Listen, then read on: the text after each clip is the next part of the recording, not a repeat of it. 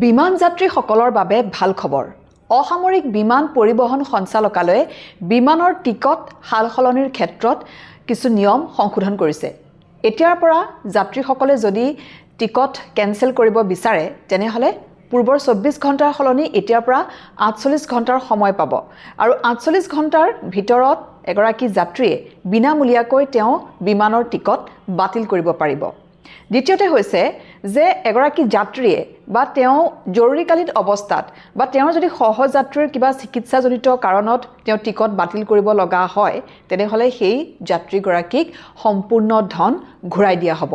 তৃতীয়তে যদি নাম সলনি কৰিব লগা হয় তেনেহলে 24 ঘণ্টাৰ ভিতৰত এগৰাকী যাত্ৰীয়ে বিমানৰ টিকটৰ যদি নাম সলনি কৰিব লগা হয় তেওঁ সলনি কৰিব পাৰিব। আৰু তাৰ উপৰিও ঘৰুৱা বিমান যাত্ৰাৰ বাবে বা আন্তঃৰাষ্ট্ৰীয় বিমান যাত্ৰাৰ বাবে যেহেতু কিছু সংশোধন কৰা হৈছে যে ঘৰুৱা বিমান যাত্ৰাৰ 7 দিনৰ পূৰ্বে আৰু আন্তঃৰাষ্ট্ৰীয় বিমান যাত্ৰা কৰিবলৈ হলে 15 দিনৰ পূৰ্বে বিমান যাত্ৰীসকলে তেওঁলোকে নাম সালসলনি বা টিকট বাতিল কৰিব লাগিব।